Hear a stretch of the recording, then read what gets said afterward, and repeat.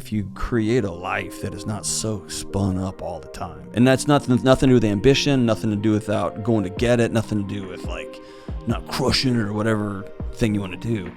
But it's about building a life that, that terrifying word peace, right? Then when life happens, you know.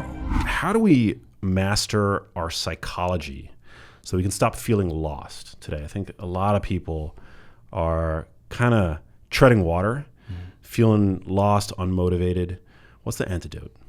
So you're not talking about geographically, right? You're talking about more existentially. Exactly, right? Yeah.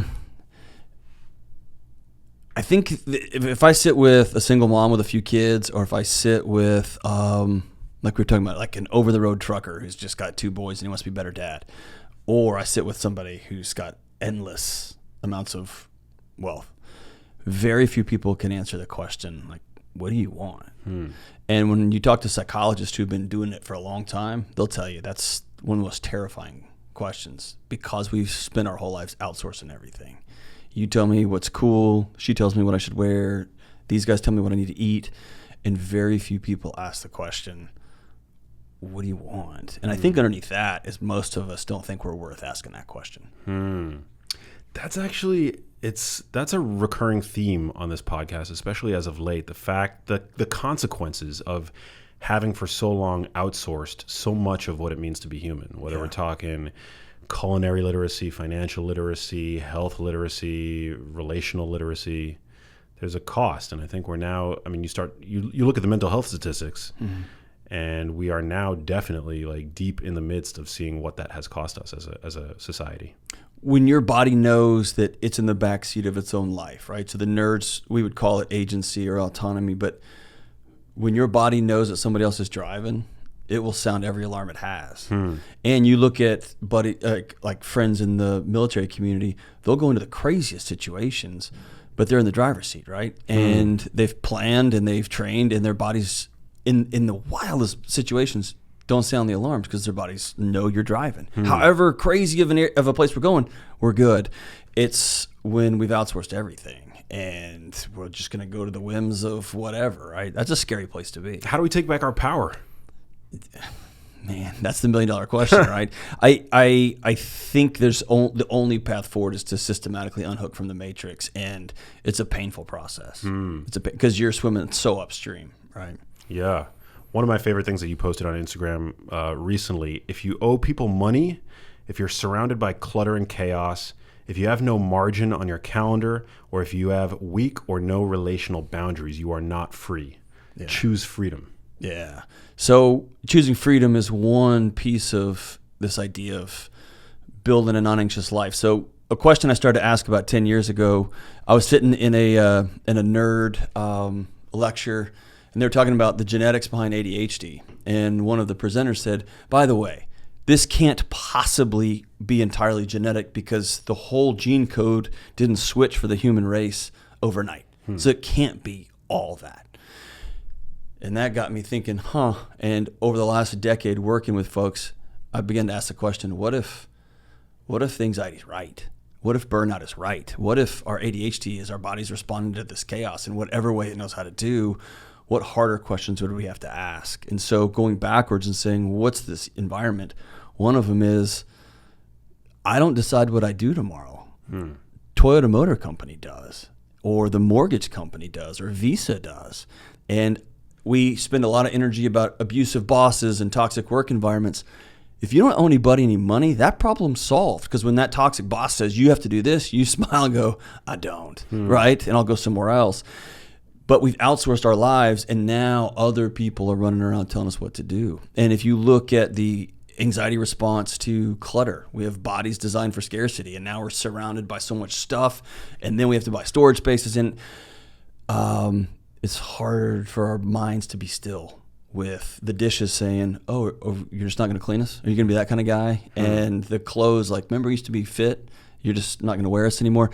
And it never stops. And the calendars. And so if you begin to look at, I have outsourced my kid's childhood to a travel sports coach that tells me and my family what we're going to do for the next 9 summers. And I'm going to give him $10,000 a year so that maybe my kid makes a scholarship. That's madness, right? Sounds very stressful. And we get mad at the stress. We get mad at the chronic stress. We get mad at the anxiety. That's not the problem, man. The problem is we've created these lives that are hitched up to everybody. And you're not free, man. No. Damn. It has me stressed out for, like, I don't have kids. Yeah. But all the obligations that come with that just seems like a lot to take on. But if you're intentional, so on the front end, if you and your partner sit down with your kids or with your home and say, what kind of world do we want to create for these kids? And I want them to have friends. I want them to have experiences. I want them to have failure. I want them to have to try hard. Cool. And I want them to sleep. And I want our family to have time together. So let's reverse engineer that. And that's different than we got to do this, we got to do this, we got to do this, we got to do this. And suddenly you wake up 18 years later and they're gone. And you got a bunch of receipts for soccer matches and tennis matches. Yeah. And you missed your kids, right? Damn. What role does technology play in all this? Because I feel like having these devices on us 24/7 isn't helping. Yeah. There's several things about tech. I think in some ways when you're trying to keep up with the chaos, it can be helpful, right? And I'm not one of these I'm neurotic about like my kids. I got a 13-year-old, he doesn't have a phone. I got a 7-year-old, she doesn't have a phone. One of my sons was in 5th grade, he's the only one without a smartphone, which is madness. Like in a number of different, it's just madness. But it is what it is. But I'm also not somebody who looks at the data with any honesty and says social media is just killing us all. What I can do anecdotally is look at 2012 when we started handing them out to everybody. It doesn't look great, right? Yeah. It doesn't, like, there's no causal, but it doesn't look great. Is that when the iPhone came out? No, the iPhone came out before that. It was right? 10 or 11, 12, right? Oh yeah, somewhere. I was at a university that was a beta campus that started we handed them out to students during check-in, as they moved into the residence halls. We handed them like congratulations, and just to see what would happen in these new mobile learning environments and things. So ultimately, I think it's a humongous Band-Aid that doesn't help, right? We're not dealing with the problem. We think we have this cool calendar app and that I can text my wife, I love you, without actually looking at her and saying it. And my kid just got a part in a play just a few minutes ago, and I called him and said, congratulations. How different would that have been in his core memory bank if I'd come bursting into the house cheering, yeah, because I know how hard he worked for that part, right? And so I think technology allows us to outsource things, kick the can down the road relationally, and our body's starved to death on the inside. Yeah, it's like this fake stand-in for oxytocin, it's a proxy. Yeah, and dopamine. The dopamine. I mean, it provides dopamine, but it's like cheap. It's like the equivalent of fast food. That's a great analogy, and we know this, right? We say 70 to 90% of communication is nonverbal. So I text my wife 100 times, I love you, I love you, I love you. I'm giving her to, 30% of the data, right? That her body needs to see my eye crinkles and feel my warmth and see my smile and see this. She misses all that. I love you, I love you, I love you. And then I just walk it home, and I'm like, I already told her 100 times today. And we starve to death standing right next to each other. Damn. Right? So, but also, man, it's cool to be able to FaceTime with your kids while you're gone. So it's not all the demons, but having a Twinkie every once in a while when you're on a hunting trip out in the woods, that's funny too, right? Yeah. And you got to pay the piper on it, right? You don't feel good for a few days, but it's part of the experience. So I think knowing we hear this all the time. It's a tool, man. It's a tool. It's a tool. It's not a way to do life. Yeah, it's like fire, which can either burn you or cook your food. It's a hammer. It's a screwdriver. Yeah, it's a hammer or screwdriver. So tell us about your background, because I mean, again, we've fairly recently connected, but you have this incredible body of work that you continue to put out and build upon. So yeah, just share your background with me and my audience if you. So I grew up in Houston. My dad was a homicide detective and a SWAT hostage negotiator. He was like a bad dude. No way. And then my mom was not allowed to go to college. Like her religious system she grew up in, like women have one job after they graduate high school, and that was it. And so that was my childhood. And then with a lot of persuasion and a lot of encouragement, my mom, because the whole family were like, you should go to college. Like she took one community college class, and then she took one more class, and then she took another class. And she ended up graduating with her PhD at 57 as a mythology professor. And then she got tenured at 63. In this past summer, in her 70s, she just finished her last summer at Oxford. Whoa. It was wild. My old man, halfway through my childhood, one weekend, the church we went to called him in and had a closed door meeting, and he came out and he said, I quit being a policeman. I'm now a pastor of this church working with the youth. Whoa. And so it was this, So the two big lessons I got in life growing up was if something's on fire, you go in. That's what you go help, right? And I have these memories of my dad put on his bulletproof vest when someone was going to jump off a building or had a bomb or whatever. An old man went in. And then the other one was there's no such thing as you can't. There's no such thing as you're too old, you're too, women can't. I have a mom who did it, and we didn't have any money, right? My dad was a policeman, right? We didn't have a lot of money, but they figured it out. And so there's this idea of if there's a problem, you go in, and there's the other idea of there's no such thing as you can't. Wow. It's a culture of empowerment in the house. And so I was a high school teacher that started working at a university, and then I spent almost 20 years working as a dean of students. And when you do that, you are partly the guy who's like, hey, you can't sell drugs in the residence hall, but also years of investigating sexual assaults and doing all that stuff behind closed doors, and then sitting with people when the wheels had just fallen off everything. And then I had a night job. I didn't sleep for years. It's almost very Tyler Durden. I didn't sleep. And so I got a second gig with the police department, and I would drive around and do death notifications in the middle of the night with policemen and do some wild stuff. So, and because of my dad's, I was the bad guy in some SWAT training stuff, it would get off the rails, but it was fun. But ultimately, if you ask me, what do you do? It's always been sitting with people who are hurting. Wow. When the wheels fall off. Where did that come from? Because I know that you have an expertise in trauma. It's probably my dad. It's probably watching my dad. And people would always come over to the house, and they'd go in the front room, they'd shut the door, and Dad would talk to him. I also have these, in fact, I just recently told him, because I was like, hey, this is kind of making its way out into the world, because I've told this from stages. But people would call, and they didn't have cell phones when I was a kid, and so he had a long cord, and he'd go in his little closet and shut the door. It just so happened that closet backed up to my bed. We shared a sheetrock wall. And so I would listen to him talk to these leaders in our community, these families going through hell. And then I would show up on Sunday morning at Sunday school and be like, I know that guy's got going on. Or I'd be at school and be like, your dad, I think, is. And, but I'd see my dad treat these people with grace and dignity and kindness. I'd see my mom do that. And so I think it started there. I remember one night I came home. How gnarly can we get on this? Pretty gnarly, yeah. I was coming home, and it was the first time. It was a young man had died by suicide. He was in his early 20s, and my job was to make sure Mom didn't get in the house, right? If Mom got in the house, then the police have to stop her, and then the whole thing falls apart. It turns into a huge mess. And so my job was to meet Mom. I was looking at this scene with the police officers, and I saw how much care this young man took to not bother his family before he died. And he had gone through such great lengths to make sure the scene, the aftermath, would not be so traumatic on everybody. And I just kept thinking, God, if you knew how much that they loved you that much, right? Well, Mom is coming over, and Sister shows up, and she looked at me and she said, I need you to know, you will not keep my mom out of this house. And I said, she can't come in. And she looked at me and goes, everybody's going to go to jail. So a policeman looked at me, and he pulled out some rubber gloves, and he handed them to me, and it said, it's me and you, man. And so we went and had to clean up the scene, and the medical examiner showed up. All that to say, on my way home, I remember calling my dad, and it was late, and it was it was the first time I'd ever done that. It ended up being a whole bunch of times, but that was the first one. And I called him and said, hey, what do you do if you find out your gift in life is to give people really awful news with dignity and grace? And he got quiet for a minute, and he said, be really grateful you found it, and then make sure you do it right. And that was a cool, So honestly, I don't know. It's got to be a combination of a bunch of different things, but ultimately sitting with folks when the wheels have fallen off, that's kind of what I do. Wow, amazing. And you're so good at it.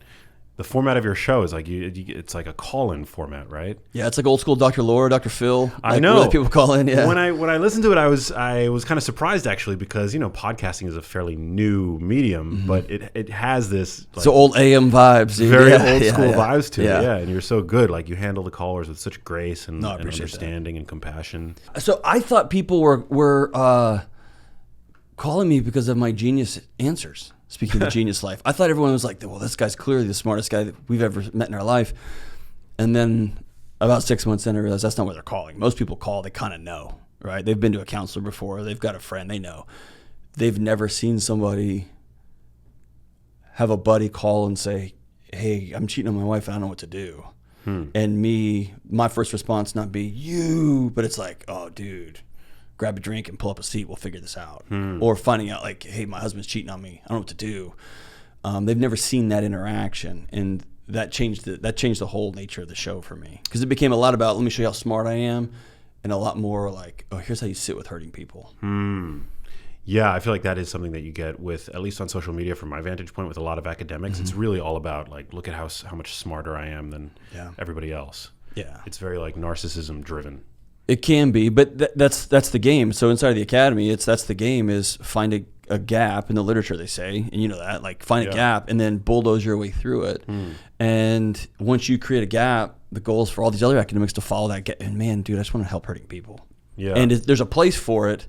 I think that social media and the internet has made it tough, because some of these conversations that were bound behind, it's kind of like the DSM, man. Like, it's designed for researchers to talk to researchers. So when we're both studying depression, you in Kentucky and me and wherever, we both know, okay, this person's experiencing this for about this long. We're both saying the same thing, and it helped you or me get paid by insurance companies. It was never intended to be released to the wild, to let moms look at their kids and go, well, you have this. And so it's like a Rosetta Stone. It's like meant to allow professionals to be on the same page with regard to diagnoses, but it's not helpful. Yeah. I remember asking one of my supervisors, like, is ODD real? Oppositional defiant disorder, is that real with little kids? And because I was thinking, and he goes, oh yeah, it's real. And he looked at me and goes, and you've never seen it? I said, really? And he said, yeah, when you see 6 grown men trying to hold on a 6-year-old in a psych ward, and we can't, because he's like, your kid just needs some discipline, right? So it was I had interpreted some of it's not supposed to ever have been let to the wild. So I think it's getting out of the, kind of taking that knowledge, which is great, and then saying, all right, dude, how do I help the person who's hurting in front of me? Yeah. Did you always know that you wanted to go into academia, or was this something that your mom inspired? That was a path. It was a path forward. And my wife was Dr. Delony way before I was. But she was a teacher who just wanted to be a better teacher. And the local school district offered like a little bit of money towards a master's degree. And then she wanted to be even better elementary school teacher. So she got a PhD. And all of it was in pursuit of, very similar to your journey, like, I want to take care of these kids. And so I'm going to keep getting better and better at this.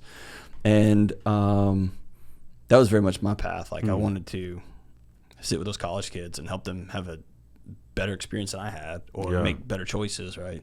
Growing up is hard today. It's real hard. Yeah. I mean, I feel like it was hard when I was growing up, but it's got to be even harder today with the constant distraction that is social media, and the pressure, the body image pressure. Yeah. Well, we were talking earlier, I think there's a disassociation between just reality.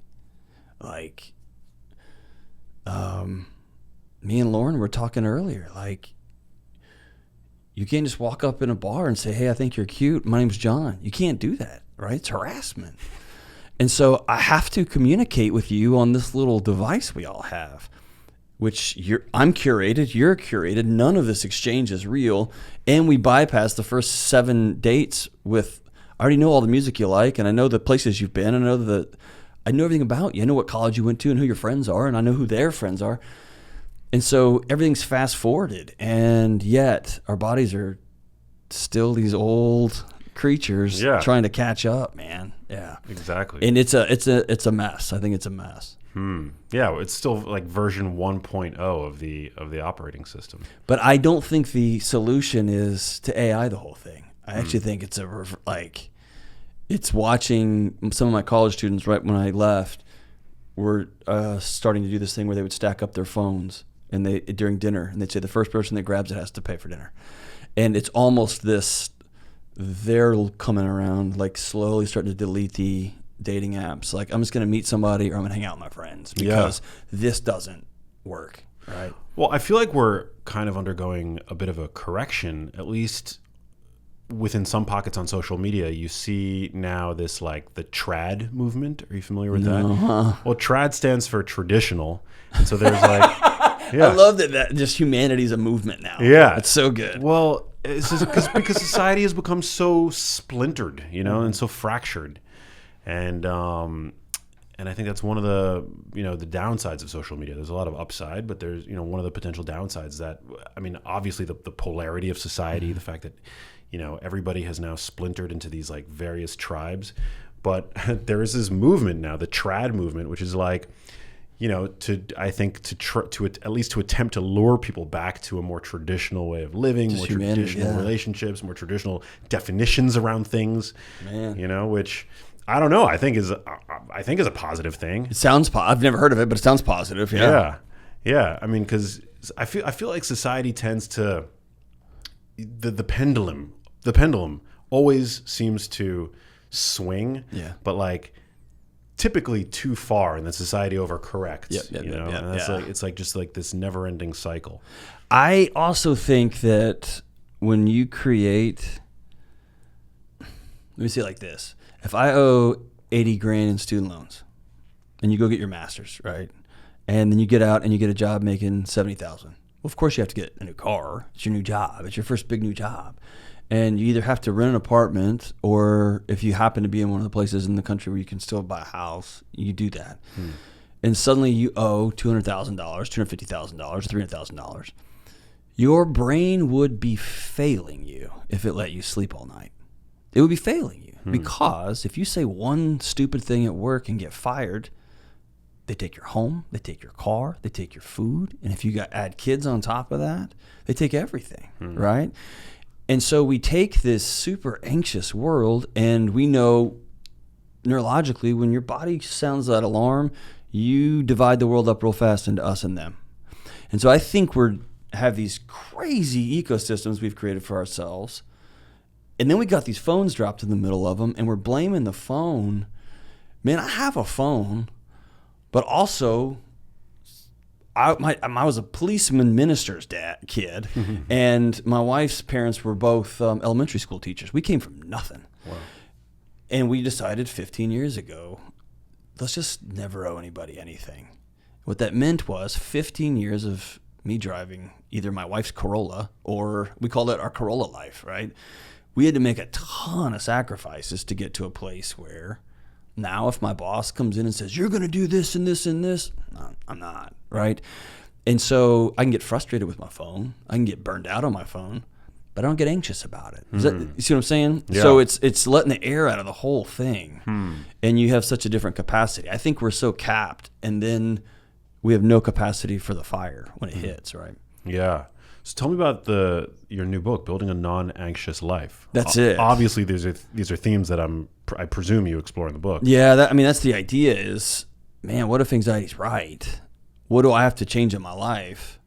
The analogy I use in the book is just anxiety is just a smoke detector, man. It's not the problem.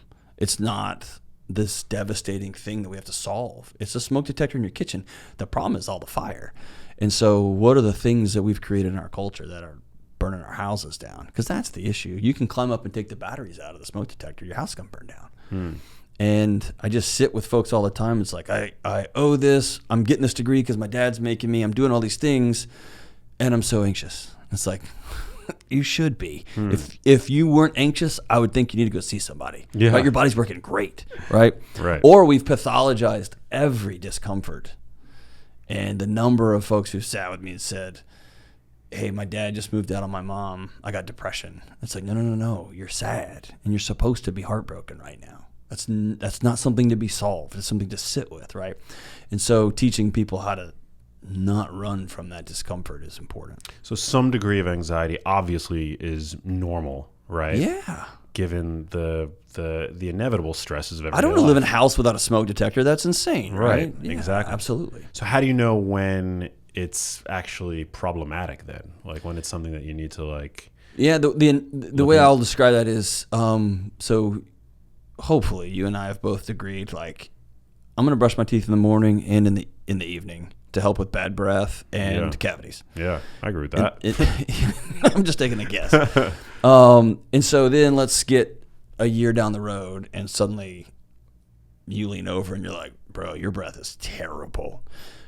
Well, no, I need to go get something checked out, right? I now have a direction for, I'm going to go to the dentist and get something checked out. It's not 50 different other things. It's, I probably got a tooth infection. I got something going on in there.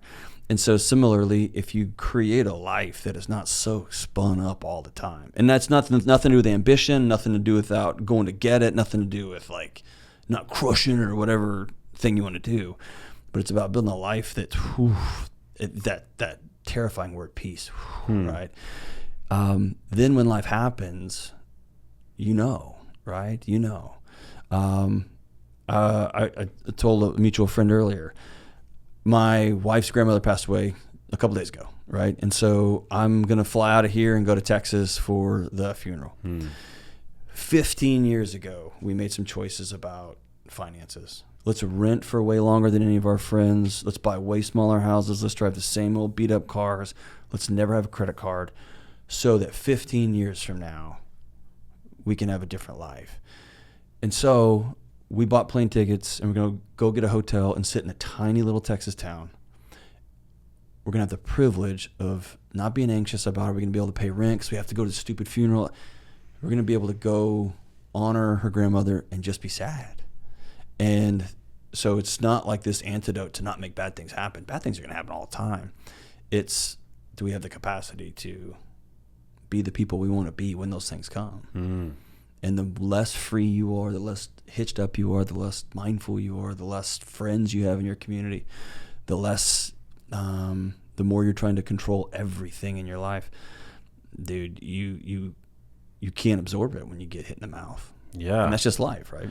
Yeah, bad shit happens. All the time. All the time. I mean, this past weekend, the attack on freaking Israel, which is like just the most insane thing. Yes. The world is under siege. It's under siege. Currently. That's right. And it's like you have to have your faculties, your ducks in a row to know how to productively cope with that, with the anxiety, when it inevitably strikes. And I would say, you probably need to go see somebody if you're not anxious right now, right? That's a scary thing. We're watching those videos of people being slaughtered in their homes and in the park. Like, it's awful, right? It's evil and personified in real life, in real time. Totally. And so if your body isn't sounding the alarms now, probably go see somebody, right? Yeah, check your pulse. It should be, yeah. Exactly. You talk about in the book the 6 choices that people can make. What are those? I mean, we don't have to go through all of them, but like what, because I definitely think people should pick up your book, Building a Non-Anxious Life. But what are these choices and why are they so important? Really, it's unhooking from the matrix. What are the ways I can build a life so that I'm not ringing off the hook all the time? And we can buzzing through them real fast. You choose reality.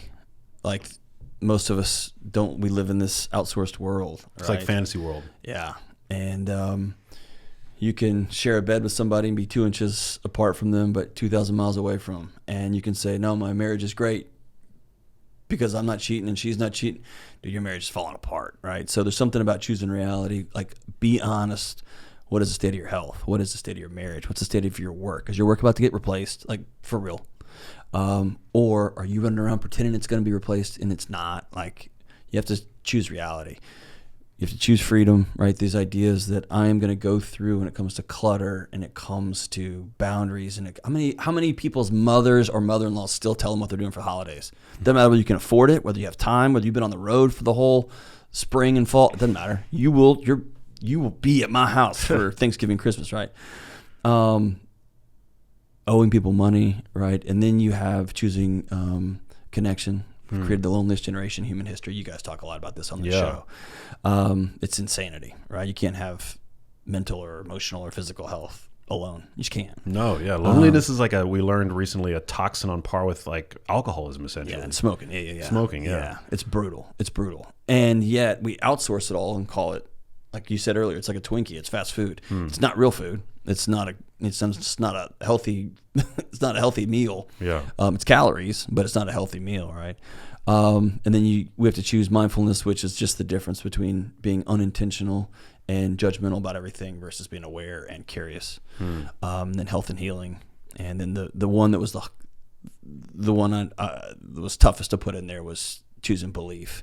You have to submit to something bigger than yourself. And that was the hardest one for me to put in there because I knew it was going to make everybody uncomfortable with that one. But as a person of integrity, I couldn't look at the data and be like, nah, I'm just going to leave it out. So, well, yeah, I mean, but it's not. Do you mean people need to have? I'm assuming you don't mean people need to have religion. That there are many different roads up that mountain to feeling connected to something larger than yourself, right? Yeah. So I knew I was going to make I'm a Christian guy, so I knew I was going to make my Christian community upset because I wasn't saying like, right, this is road only road. Yeah. And I knew I was going to make my atheist buddies, who I love, like I knew I was going to make them like, what do you mean? And really, the middle ground here is just taking an evolutionary psychology track. Like for all of human history, people walked outside of their tents and looked at the sky and said, "Dear God," or "Dear gods, please rain, or my kids die." Yeah, that's it. That's what we got. And then a couple hundred years ago, we started solving for food, and now you and I can push a button and food just shows up at the front door, right? And I can go downstairs and turn the nozzle and water just comes out. We've solved some of these problems, and we got real arrogant. And we've got advancements in technology, and we begin to believe that we're the center of the universe. And if you look at the old psychological theories of self-actualization, we're there. We're actualized. We made it. And I think we're finding that the self can't hold. And so, no, I'm not in a position to, with integrity, say you have to have a particular belief structure to not be anxious. I do say, and I stand on it pretty firmly, whether you go to my local Sunday school, my local church, or you're my buddies who are as atheists as the day is long, but they understand they're a part of a birth and life and death, and that in a perfect world, they become part of the soil, and that's where the trees come. They're a part of something, a cycle bigger than themselves. Yeah.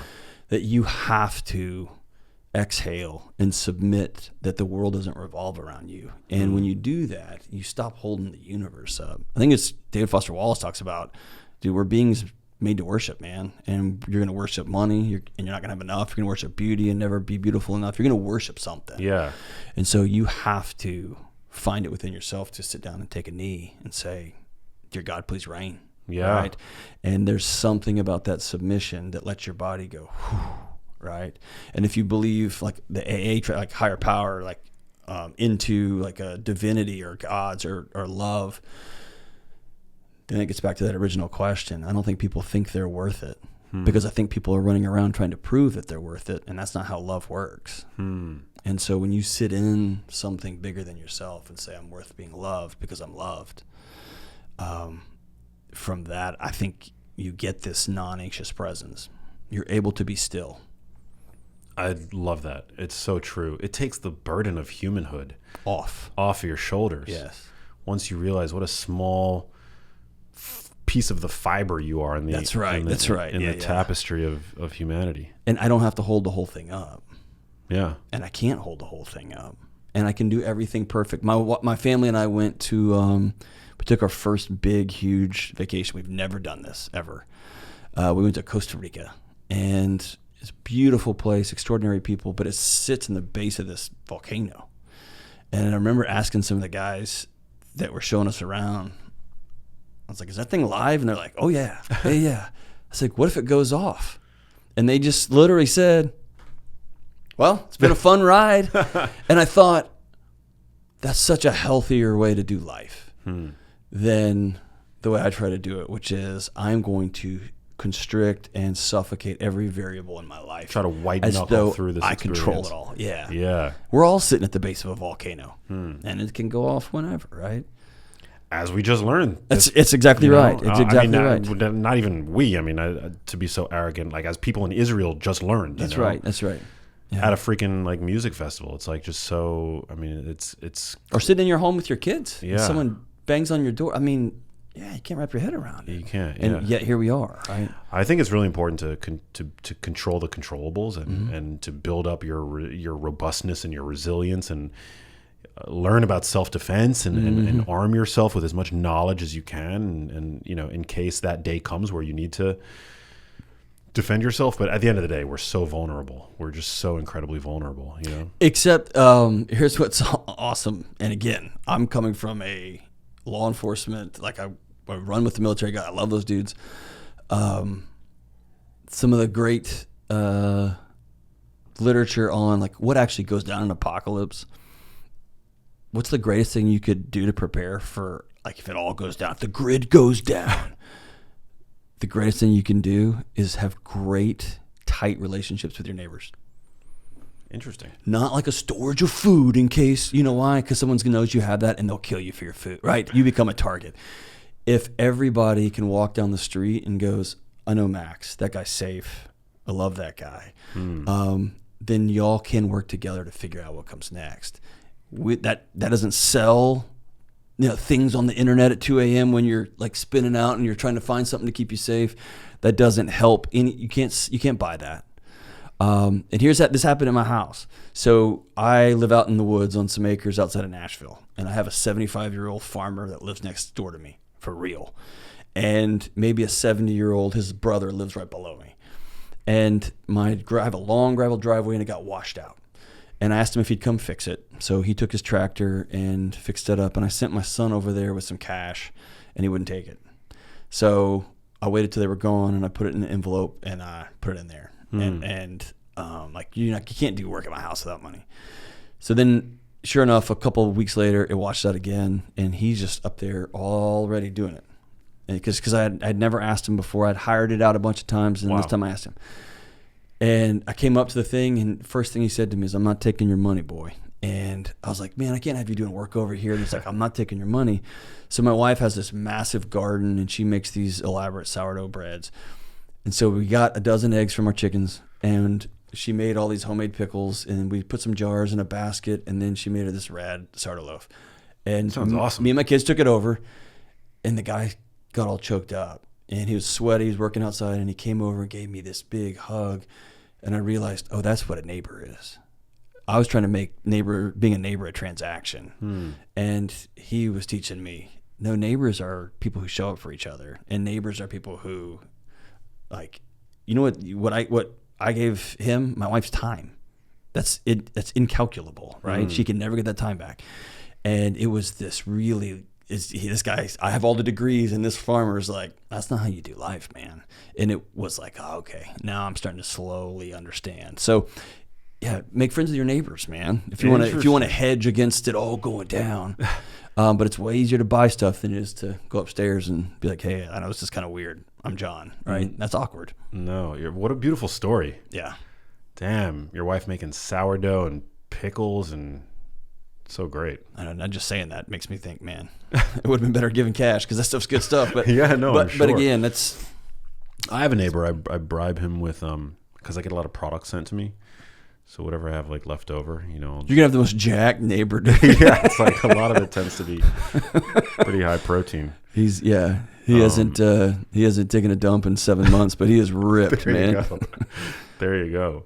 No, that's such great advice, man. We live in such tumultuous times, and I think your work is so important because it's like if you don't have your mental faculties in order, you've got nothing. Yeah. I think, but it's physical faculty. It's just taking the whole temperature out of the room. Yeah. Right. But you got to get, and like our mutual friends at Mind Pump, I mean, they talk about this all the time too. Like you got to get your mental for you to make institute changes in your life to get your body into a good place, your physical health. I mean, sometimes it's the mindset. Counterintuitively, it's like the mindset that has to change first. Yeah. So Sal, our buddy, like, man, he had a conversation with me that changed my life. Like, I've struggled with body image issues my whole life, and I've worked out my whole life forever. And it was a private conversation with him, and he said, dude, you can't. I was explaining to him what I'm working on and trying to do this, and he's like, man, you cannot hate your body into better shape, man. He said, if you go to the gym every day because you think you're disgusting, you think you look like crap, that will always be jet fuel. You'll burn it out, and you'll be done. You'll quit. He said, if you wake up and go, dude, I'm so worthy of being loved that I'm going to go get myself an hour in the gym, that's sustainable till you fall down dead, right? And that had never occurred to me, that the same action, going to the gym, the same action, taking care of yourself, all of it rested on this different mindset. Why are we doing this, man? Going back to, like, what do you actually want? Do you want six-pack abs? Genie, here you go, man. It's not going to solve anything. do you want to slowly begin to trust yourself? Because you said you were going to exercise, and you did, even though you didn't feel like it. Do you want to slowly begin to stand a little bit taller, slowly get more confident, slowly get stronger and feel better? 6 abs will happen on the way to that thing, right? That's a totally different trajectory, man. And that's about unplugging from the matrix and saying, no, you told me I'd be beautiful, and you told me I'd have value if I had this thing, versus, no, I'm worthy of that. I'm worth doing that. I love that you and Sal talked about that. Yeah. Well, he's like you. He's a good buddy, like behind closed doors. That's like, no, I'll help you out. He's the GOAT. Yeah. I mean, anything you want to share about your, like, have you struggled with these body image issues your whole life? Yeah. I mean, a lot of this came from being an anxious guy, and a lot of my work in the university was, with kids who had nothing, right? Or kids whose parents had left, or kids who were on the margins of whatever group. And I remember thinking, like, I got my big fancy job, and my wife was a fancy research professor, and I had a healthy kid after several years of infertility. And I remember thinking, like, I got everything. Why am I so anxious about everything? And it was just this pulsing, and it was my body trying to get my attention. And I remember thinking, if this happens to a 6'2", 195-pound Texas male with everything, my parents are still married, they're 50 years, like, if this is happening to me, this is a systemic issue. This is much bigger than, you like need to like tweak your keto, like the number of carbs you're in. Like, this is like, this, something else is at play here. And that started walking down that road. So in your case, where do you think that anxiety was coming from? I don't have 2 PhDs because I'm real smart. I have 2 PhDs because for 20 years I was so desperate to ask people, do you think I have value too? Right? I didn't run around initially with police officers because I like serving my community. I wanted other people to think I was cool and tough, right? And fill in any number of things. I went to work because I wanted to get this. My dad was a public servant, and there was seasons when he would put his ATM card in, and knowing there was no money in the account, because he had 3 kids to feed. And I remember thinking at an early age, if this is what the public thinks of public servants, I'm out. I don't want that. And so I chased money and I chased titles. I did the whole thing. And it's a common refrain. What's not common, I don't think we talk about it enough, is I didn't cheat on my wife. I didn't steal $1 million and go to jail and come back and here's my sob story. Like, I was just going to slowly land the plane and Netflix myself to death, right? And gain 5 pounds every year and have a little bit less sex every year and like read more books, and my wife write more journal articles, and suddenly, right? And then my kids pick that mantle up and they run with it and start that.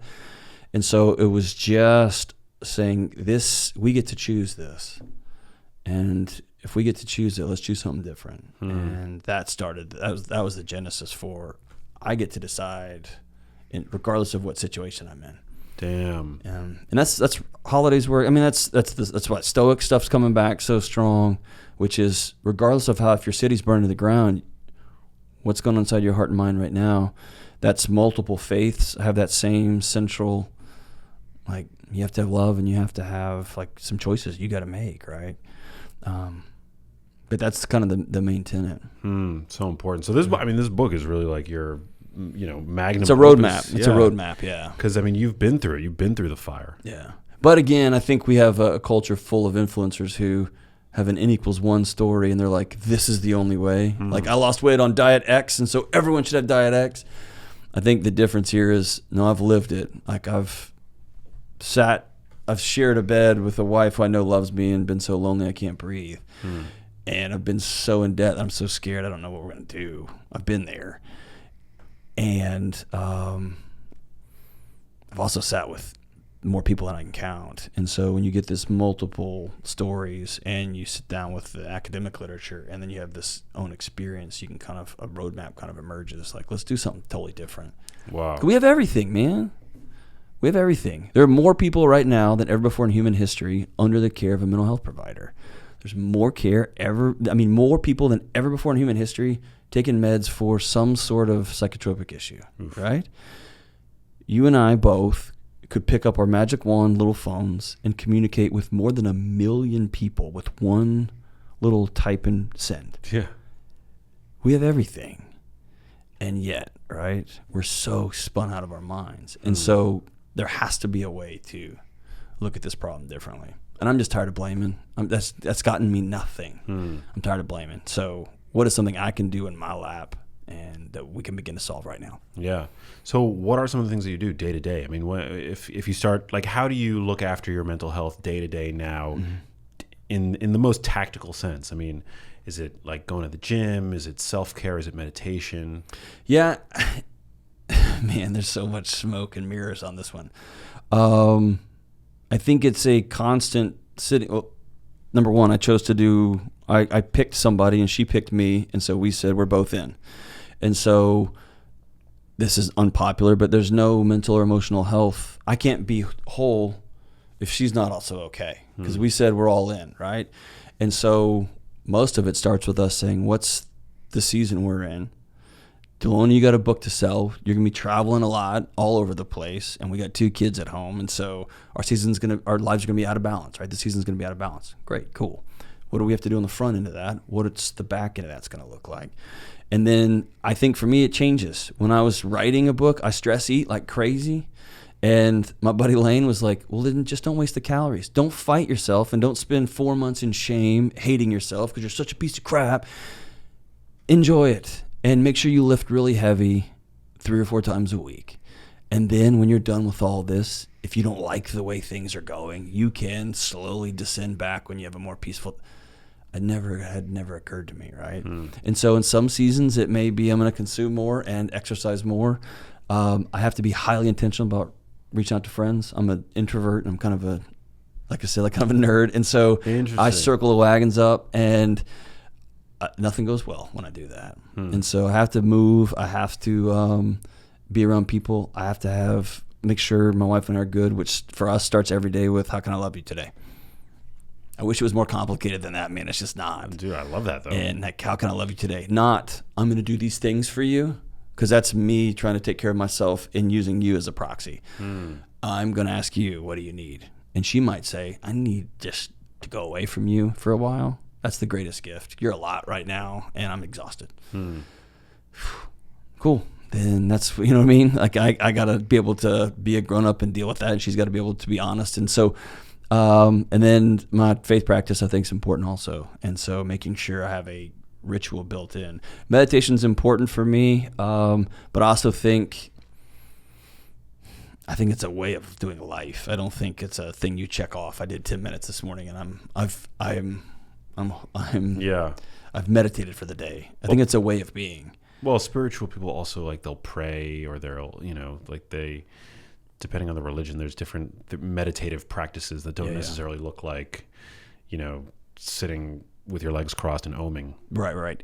For me, those are important because it's me practicing taking control of my thoughts, which is great. Yeah. But being aware when, somebody cuts me off in traffic and I find myself do this, like, that's meditative. Like, and me choosing to say, dear God, I hope that dude gets to the hospital before his wife dies. Versus, yeah, dude, stupid millennials, just like whatever stupid story I'm going to crank up. Right? Yeah. I get to pick which one of those things. And so it's about being aware. It's an awareness practice more so than it is sitting quiet. Yeah. Sitting quiet's got value, but sometimes I was in New York last night, and then I'm in LA this morning, right? And then I'll be back in Texas tomorrow. Like, sometimes it's tough to find time to sit and do that, but I can always be aware of how I'm treating the waiter and the waitress, and how I'm treating that sweet woman at the Southwest counter who's just getting bombed, right?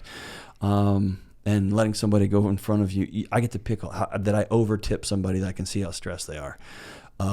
That to me is a meditative practice too. It's just about being present, being aware. Yeah. But it's interesting that it changes, like that your needs change, and checking in with yourself day to day sounds like such an important thing to do, and that it's something that we never do it. But it's just like, you hear that, it's like brushing your teeth, right? That's a common refrain in the mental health world, but it is. Yeah. Just check in. How are we doing? And some of these things, like getting out of debt, it took me a decade and a half. It took forever. Wow. Right? It took a long time to get out of debt because I dug myself a humongous hole. And there was a lot of missed vacations and a lot of living in not great big places and a lot of sacrifice that we made together, but it's not pretty. And also we moved to some towns that were not on I would love to live endless, but that's where the job was, that we could live for this life. And so I think it's making some sacrifices that we haven't been told we're allowed to make. I think we've been told, no, you get to live wherever you want and do whatever you want and drive whatever you want and buy whatever you want. And if you can't do it, the government should do it for you. Some other group should do it for you because you'll never be enough. And I just reject that, man. Yeah. So what is your day-to-day like now professionally? Do you see, I know you've got the podcast, you've written this incredible book. So, I mean, day to day I get up and work out, and then I make sure I have breakfast with my kids. And my son and I, it's something we started when he was in 5th grade, maybe 6th grade, and now he's in 8th grade. But we go to Waffle House every Tuesday. That is not good for my metabolic health or my digestive health or anything, but we go every week. And your kid loves it, I'm sure. Well, I let him pick, and here's what's cool about it. It's nothing. It's nothing. It's nothing. It's nothing. Hey, Dad, can I ask you something? Right? And what I'm doing over time is I know 16 will hit him, 15 will hit him, 18 will hit him, and I'm just building equity with my kid. I'm a safe place, and I'm going to keep showing up. I'm going to keep showing up. And then my 7-year-old daughter asked, like, I want in, Dad. I want to go to breakfast. And I was like, all right, pick anywhere. And she goes, McDonald's. And I was like, come on, man. But anyway, again, so I'm going to trade 2 meals a week that I normally wouldn't eat for just precious resource time. But and then I go to the office and we shoot the show, and I co-host a radio show too that's live. So dope. And then do a lot of writing, and then I'm kind of out and about. I do a lot of speaking out on the roads, meeting with businesses and things like that. That's awesome. Do you guys cook a lot as a family? Do you like family dinners? My wife is, I mean, you can't ignore the data, right? Like the thing on eating with families and the data on cell phones and kids. Again, I'm blessed to have a nerd as a wife too. Is she in academia as well? She was she ended up we moved to a small Texas town that wouldn't hire her as a teacher because she ain't from around here. Whoa. And so the only people in this community that would give her jobs, she got 2 offers from 2 different universities. And so she just started doing that and became a very well-respected research professor in her little world. Oh my God. She taught teachers how to teach kids how to read. That's the best I can explain what she did. Whoa. She's excellent at that. But the data's clear on eat as a family, right? It just is. And so, it's a priority for us.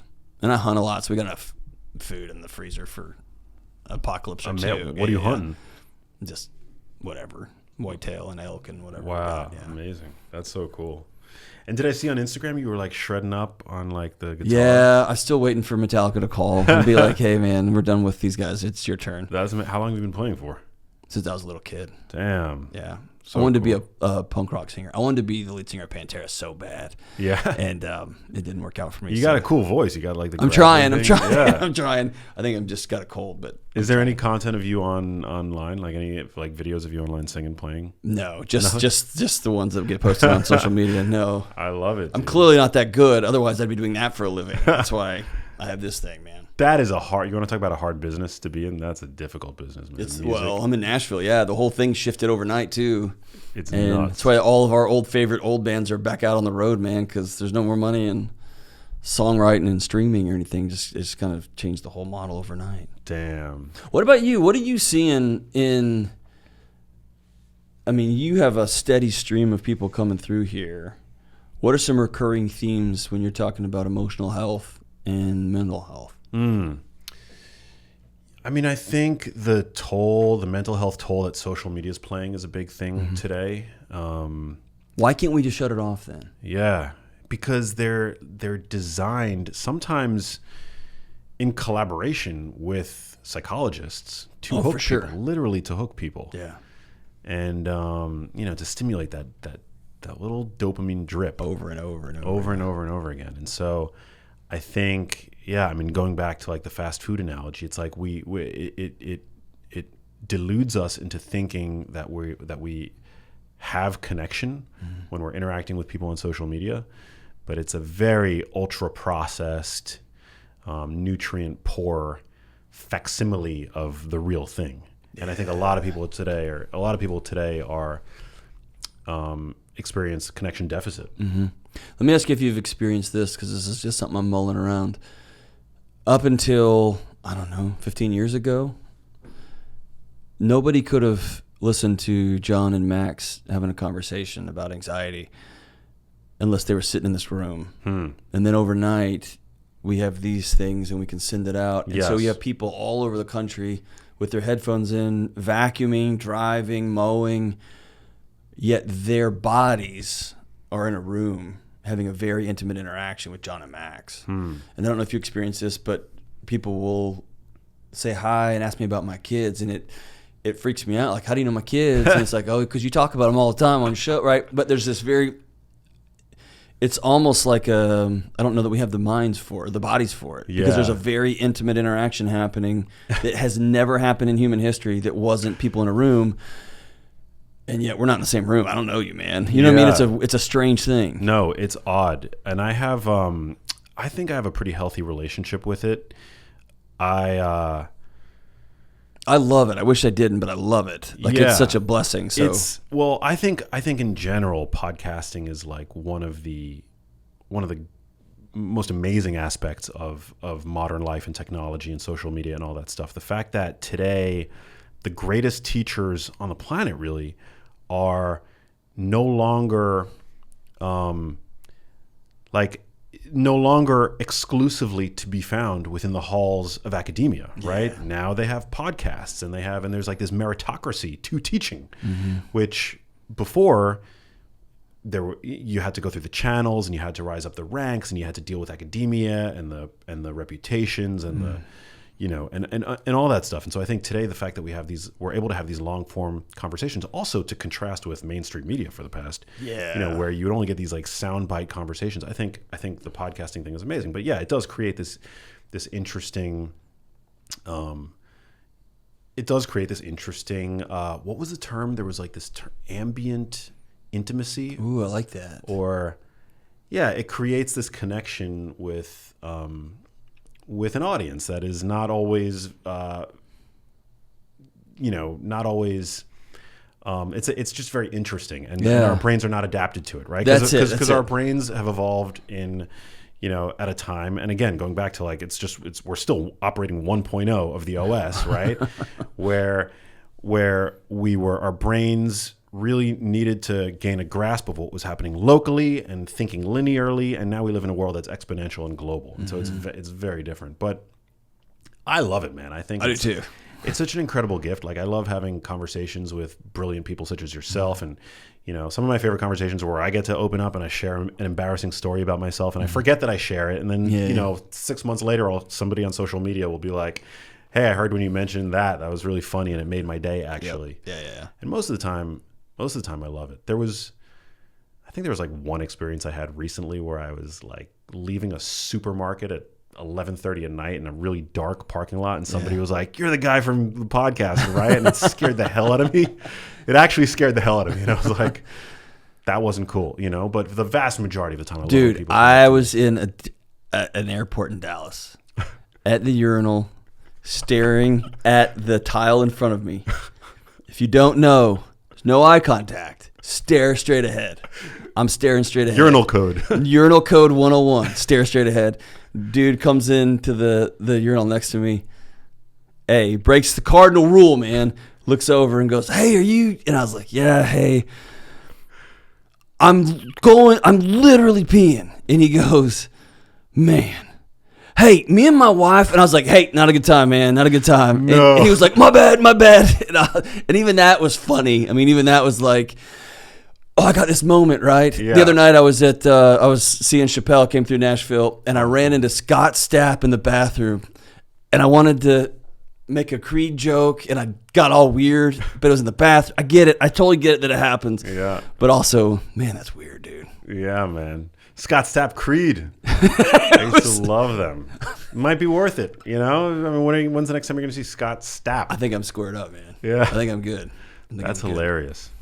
Yeah, overall, it's amazing, though. I've become the biggest advocate of podcasting, and I think people should, even if there's no commercial intent, should have a podcast. It's like, I think it forces you to listen to different perspectives, and it's almost like writing. You begin to formulate all these thoughts that spin all day long. Like, what do you actually believe? Yeah. And maybe that gets us closer to that original question. Like, what do you want? Like, what are you aiming for here?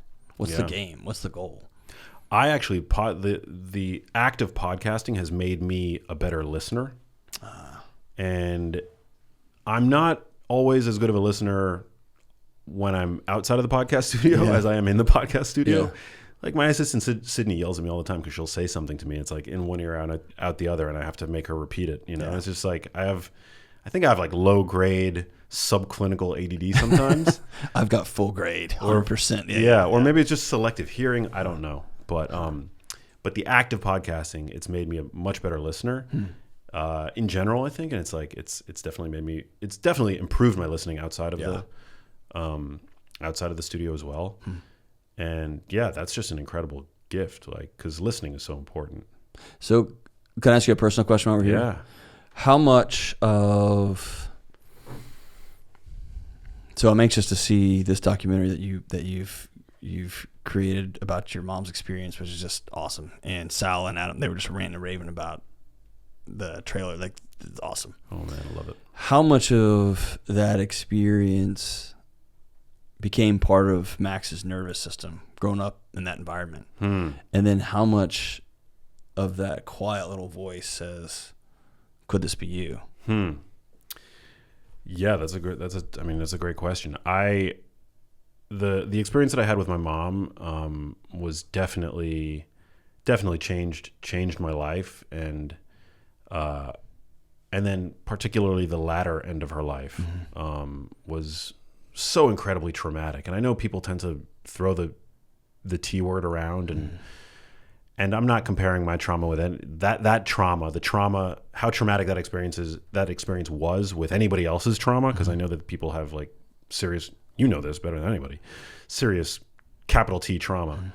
But it was so traumatic, man. Yeah. And I think about it all the time. I'll be sitting in my car on a hot day, and I'll be thinking about how parched my lips are, you know, and how desperately I need a drink of water. And I remember when we actually had to withhold water from my mom because her ability to swallow, she had lost her ability to swallow. And we had to, the only option at that point was to brush her lips with this little sponge that they give you in hospice. It's like the most barbaric, awful, terrible thing. And I just can't believe that I made it through, like, in a meta cognitive sense, like the fact that I made it through that, and that I'm, you know, still able to function. You know, as a human, it's it's just crazy, and the fact that we all inevitably go through that. Yeah, it's just it's very it's crazy. It's so bad. It had gotten so bad, and I don't know if most people. I actually don't know if most people's experiences are as bad as mine was, because my mom was still relatively young. My mom was still young, and so I think it's a little bit different when you experience somebody who's very old going through that, who's had a full life. But how old were you? This was fairly. This was like 5-6 years ago. That's still fresh. 2018. So yeah, I mean, that's when my mom passed. But what a holy moment, though, that you get to be with your mom. Yeah. I mean, very lucky in that sense. But it's well, how lucky was she that Max kept showing up? Yeah. And Max kept showing up, and Max kept showing up. Yeah, and my two younger brothers, and my dad was around, and my mom. But that, it just goes to show you how important family is. Family is the most important thing. That experience really made me see that. Like the family unit, how important that is. And it's like an experience that permeates everything that I do. And I you know, don't get me wrong, I have fun doing what I do, and I'm so grateful that I get to do what I do. But yeah, seeing like that and what she went through was just such a gut-wrenching, crazy experience. Well, most people walk away from that, and so good on you. Yeah. Again, that goes back, like, something's on fire, like, I'm going right in. But it's like, I sometimes wonder, like, shouldn't I have like a drug addiction or something? Or like, shouldn't I have like turned alcoholic or something after an experience like that? But, you know, I see, like, in myself, it's like I feel as though I'm a walking example of how resilient we can be as a species, you know? Yeah. because that was pretty bad. Yeah. You know, it's not as bad as what's happening right now in Israel maybe or elsewhere in the world, but it was pretty freaking bad. I remember one of the earliest pieces of advice I got was never, ever, ever compare trauma. Because it's in the heart and soul of the person experiencing it. Yeah. And hurt is hurt is hurt is hurt. And if we get into that, well, that's not as bad as what I did. Man, that's an exhausting way to live. Yeah. Instead of sitting by somebody and saying, dude, I'm sorry that happened. Right. Yeah. And like the experiences might be different. The traumas, like the sources of the trauma may be different, but like neurochemically and neurobiologically, it is what it is, man. Yeah. It is what it is. And every time you end up in this with the same question, regardless of what happens, you end up with the same question: what are we going to do now? Right? And that answer looks different because of different things happen. But what a important place to get to that question. And I look and think, man, you and your family came close, and you all did this thing together, and you were bound by love. And it doesn't surprise me that you're not. Because, trauma is that disconnection from self. And when you do that by yourself, that ends up being that whack-a-mole game of chasing addiction, chasing something. Yeah. And you had a team that went with you, right? Yeah. And I remember, like, you know, in those moments I chose health and healing. Chose connection. Connection. Yeah. Did you ever have moments where you called your brothers? I chose reality. I'm not okay. Yeah. I mean, me and my brothers were definitely there for one another. I think the fact that I was kind of sharing a lot of it with, like, on social media at that point. Okay. Because I had already, my first book had come out, so I was kind of able to share a little bit of what I was going through on social media. And so that's one area where social media for me at that point was actually really beautiful. Yeah, that social norm, like you're not alone, man. Yeah. That's cool. I mean, now to me, social media feels like it's just I'm getting into battles with like nutrition zealots all the time, and it just drives me nuts. But like back then, actually, it was much different. For me, it was it was an incredible service to have that, to have access to those people that, you know, knew me, maybe not personally, but knew of my story and everything that I was going through because I was sharing it. So. Well, dude, thanks for sharing that. I've just watched from afar you walk through this and see how you've turned this hurt into. I'm going to do the best I can to cut through nonsense to help people, give people a shot, right? Yeah. That this doesn't become your fate, and I think that's noble. But also, I've sat with folks when this thing goes off, right? And there's a reality to that too that often gets glossed over by me. Like, Max is selling books, and Max is helping all these people, and Max is on TV. And it's like, yeah, Max also sat in that hospital bed and did things that nurses wouldn't do, right? And it's a both hand of that experience, right? Yeah, man. Yeah, and that's what the documentary that I'm working on, Little Empty Boxes, hopefully gets out into the out to the world. It's a time capsule of that moment for me, and I'm super excited to share it. But I feel super privileged, man, that I get to connect with brilliant people such as yourself who are doing, you know, in different ways the same thing as me, just trying to help others. Yeah, here's a picture of what this could look like, right? Yeah. You know, I always remember that Mr. Rogers quote, "Find the helpers." Yeah, I love that. Yeah. And in a way, that's what this podcast is for me. You know, it's a way to be able to. Dude, connect. I like that, man. Yeah. Well done. I like that. Yeah, man. Find the helpers. Huh. Yeah, find the helpers, and you're doing it. That's why I'm super excited to spread the word about your book and your work. Thank you for hospitality, yeah. And thank you for being one of those guys behind closed doors that everybody talks positively about, man. Thanks for saying that. That's a small group of people, and you know that. That's a small group of people, but I appreciate that. Well, I am. I'm the same person that, and I think my audience knows that. I'm the same person offline that I am, you know, on Instagram. Yeah, me too. For better or worse. Right? Yeah, for better or worse. Yeah, for better or worse. Hey, if you liked that video, you need to check out this one here, and I'll see you there.